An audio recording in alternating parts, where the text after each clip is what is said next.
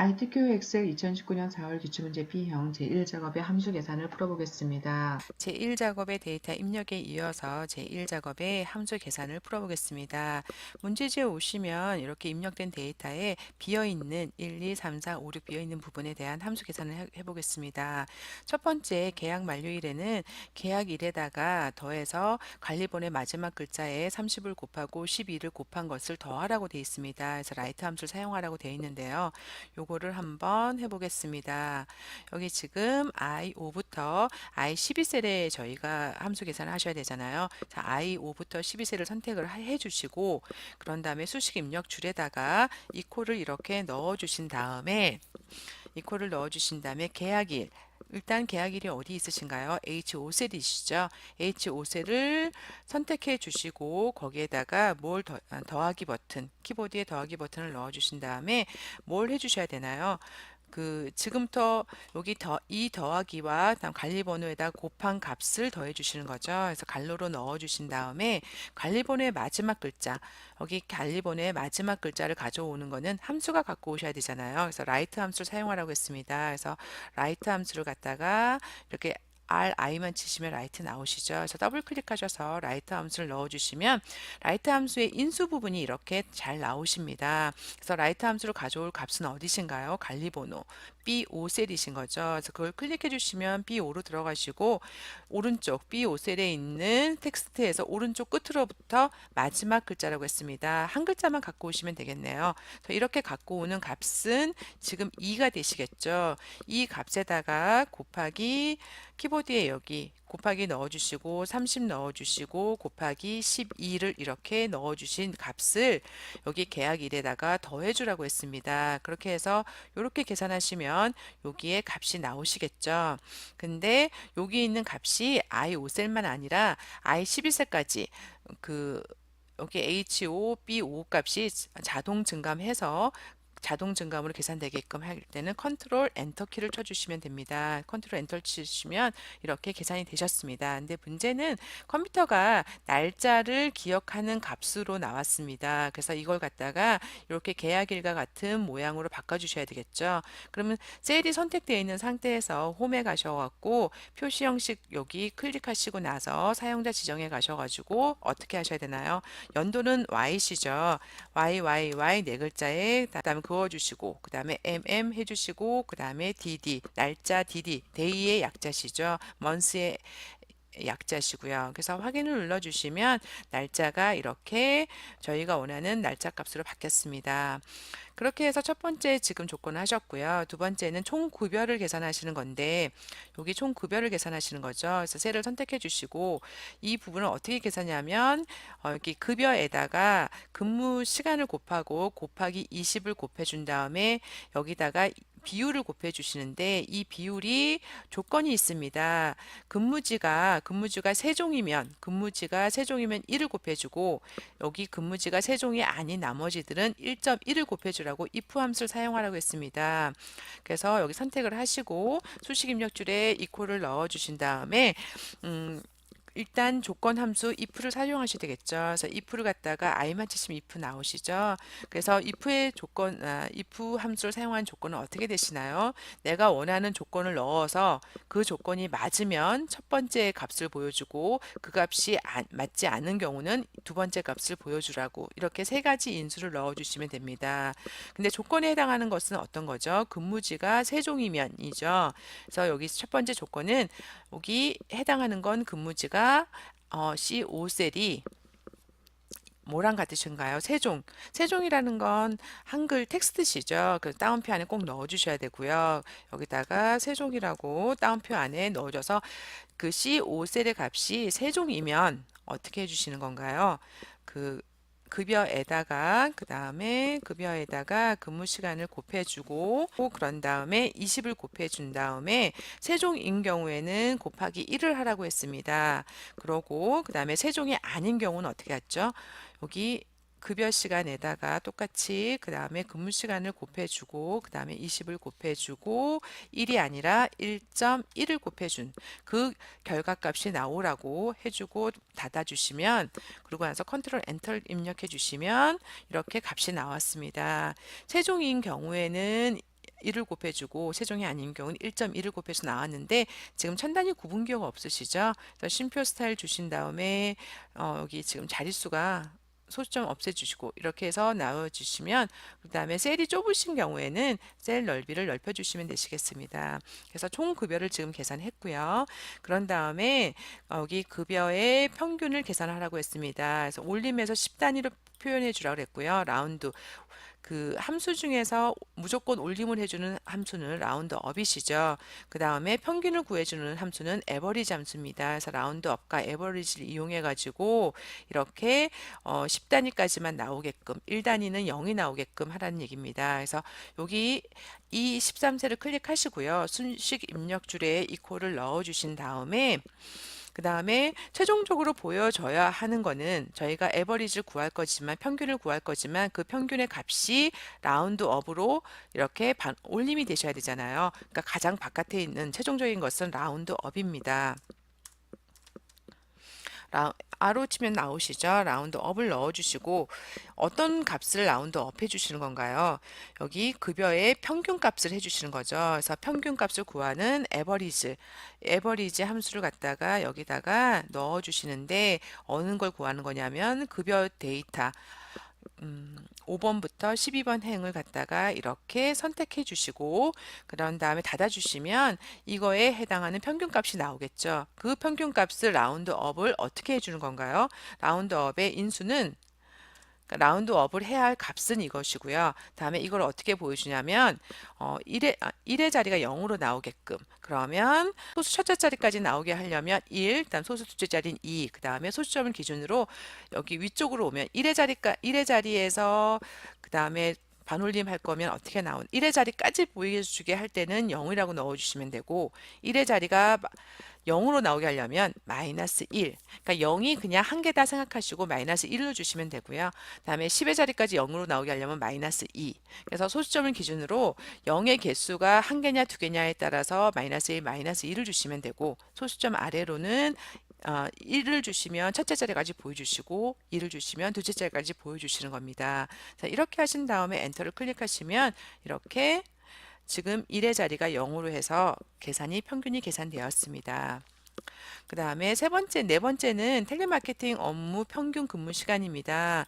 그러니까 저희가 아까 여기 텔레마케팅 데이터를 이렇게 선택을 하면 여기다 업무라고 하는 이름을 부여했었습니다. 이 업무라고 하는 이름을 이용해서 그 다음에 구하라고 되어 있습니다. 텔레마케팅 업무 중에 텔레마케팅에 해당하는 근무 시간만 골라서 그거에 더해서 나누기를 한 평균을 구하라고 되어 있습니다. 그리고 뒤에는 H를 붙이라고 되어 있습니다. 그래서 이렇게 평균을 구하는 거는 어떤 걸로 구하시나요? 에버리지 if라던가 이렇게 에버리지를 이용하는 평균을 구하는 함수를 사용하면 편리한데 문제를 조금 꼬아 놓으셨죠? 평균을 구하는 방법은 해당하는 값을 더하고 그 다음에 해당하는 값의 개수만큼으로 나눠주시면 되잖아요. 그래서 여기는 그 방법을 에버리지로 한 번에 구하지 않고 이 텔레마케팅의 근무 시간만큼을 sum if로 더해주고 count if로 텔레마케팅의 개수를 구해서 나눠주는 겁니다.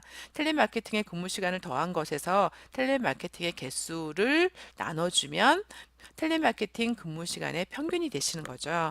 그러시면 이 14세를 선택하시고 그다음에 이퀄을 넣어주는데 먼저 뭘 하셔야 되나요? 텔레마케팅 업무에 근무 시간을 더해 주셔야 되겠죠. 그걸 갖다가 텔레마케팅의 개수로 지금은 눈으로 봐도 보이시네요. 3개로 나눠 주시는 거죠.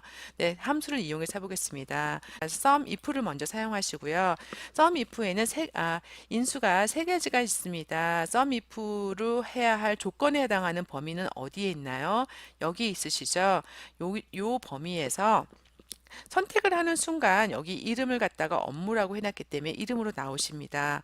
그러고 나서 여기서 어떤 조건이신가요? 이름이 텔레마케팅. 그래서 따옴표로 안에 넣어 주셔야 되겠죠. 텔레마케팅이라고 이렇게 따옴표 안에 넣어 주시고요. 그런 다음에 이 중에 데이터 중에 텔레마케팅에 해당하는 데이터에 어떤 값을 더할 것인가, 썸하는 범위는 어디에 있나요? 근무 시간이시죠. 이렇게 더해서 계산을 하시면 일단 텔레마케팅 3개의 근무 시간을 더한 값이 됐습니다. 그래서 이거를 평균을 구하려면 어떻게 되나요? 텔레마케팅의 개수로 나눠 주셔야 되겠죠. 그래서 나누기를 넣어 주시고, 그러고 나서 카운트 if 조건에 해당하는 개수를 구하겠습니다. 어떤 조건에 해당하는 건가요? 지금 카운트 if는 두 가지가 있습니다. 범위 안에 조건, 범위는 어딘가요? 텔레마케팅 업무에 해당하는 부분이시죠. 선택을 하시면 여기 업무라고 하는 이름이 나오시고, 그 다음에 설정한 이름이 나오시고, 여기서 조건이 뭔가요? 텔레마케팅. 이렇게 해당하는 조건을 넣어주시면 이 업무 중에서 텔레마케팅이라고 하는 조건에 맞는 개수가 카운트 if로 구해주는 거죠. 그럼 3이라고 나오시겠죠. 이 3이 sum if로 구한 근무 시간으로 계산을 나눠주실 겁니다. 그래서 엔터를 클릭하시면 여기 이렇게 6이라고 나왔습니다. 근데 이걸로 끝은 아니고요. 문제에 보면 구한 결과값에 h를 붙이라고 했습니다. 그래서 결합 연산자를 사용하라고 했습니다. 그래서 수식 입력줄에서 모든 수식의 끝을 클릭하시고요.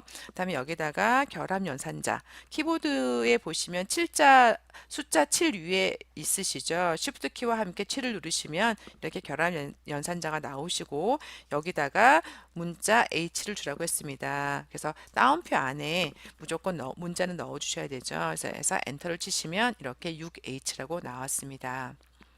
그리고 그 다음에 함수는 뭐냐면 맥스 함수를 사용해서 최대 급여 시간을 구하라고 했습니다. 함수 중에 가장 쉬운 문제십니다. 그래서 제13셀을 클릭하시고 이렇게 수식 입력줄을 클릭하시고 이퀄 넣어주신 다음에 맥스 함수 M을 치시면 나오시죠. 맥스를 클릭하시면 범위만 지정해 주시면 되십니다. 그래서 급여에 해당하는 데이터를 선택해 주면 이 중에 가장 큰 값을 보여주시는 맥스 함수는 범위만 선택해 주시고 엔터 치시면 이렇게 가장 큰 값이 나왔습니다. 그리고 계산 중에서 가장 어려운 vlook 함수를 계산해 보겠습니다. 이 vlook 함수는 제 블로그에 오시면 학습지가 올라가 있습니다. 그걸로 어려우시면 좀 더 연습을 하시면 되시겠습니다. 그래서 여기서는 H14셀에 선택된 사업명에 대한 업무를 구하라고 되어 있습니다. 여기 H14셀은 한 가지 데이터만 있는 게 아니라 데이터 유효성 검사로 인해서 이렇게 목록으로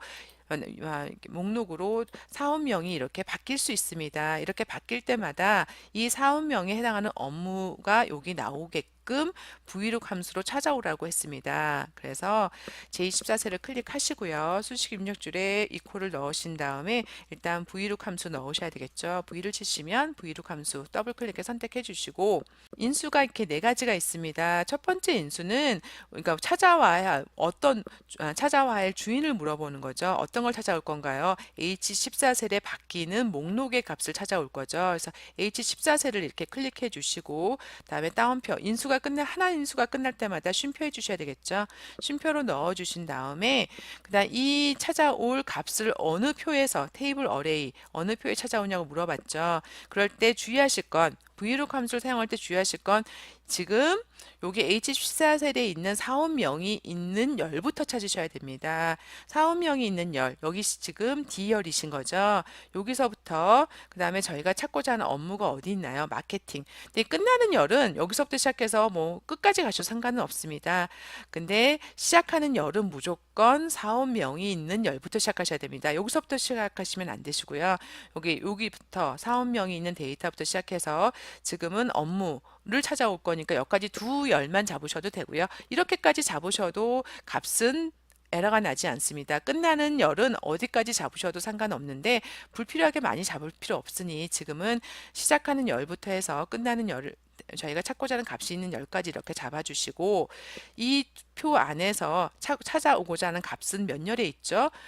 두 번째 열에 있습니다. 그래서 쉼표 넣어주시고 두 번째 열이라고 넣어주시는데 찾아오는 값을 어떻게 비슷한 값을 찾아올 건지 저희는 정확하게 일치하는 값을 찾아오셔야 되겠죠. 그래서 이렇게 넣어주시고 가로 닫아주시고 엔터를 쳐주시면 이렇게 찾아줬습니다. 그래서 여기서 지금 사원명을 바꾸는 사원명에 맞게끔 업무가 찾아졌습니다. 이렇게 해서 지금 함수를 계산할 부분은 다 됐고요. 마지막은 조건부 서식을 이용해서 급여 셀에다가 데이터 막대로 녹색으로 최소값, 최대값을 구하라고 되어 있습니다. 급여 셀을 갖다 선택을 이렇게 잡아주시고요. 홈에 가시면 조건부 서식에 데이터 막대가 있는데 그걸로 하지 마시고 그냥 규칙 관리로 가시면 여기 서식 스타일이 데이터 막대가 있습니다. 이걸로 선택하시면 여기 최대값이 나오시죠. 자동이 아니라 최소값은 아예 데이터 값이 가장 낮고 그다음 최대값은 데이터 값이 가장 크게 그다음에 색상은 뭐로 하시나요? 녹색. 여기 지금 표준색에서 녹색을 선택해 주셔야 됩니다. 그렇게 하셔서 확인을 눌러 주시면 최대값은 꽉 차고 그다음 최소값은 하나도 없이 이렇게 막대 그래프가 그려지셨습니다. 이렇게 해서 제1 작업의 함수 계산까지 완성되었습니다.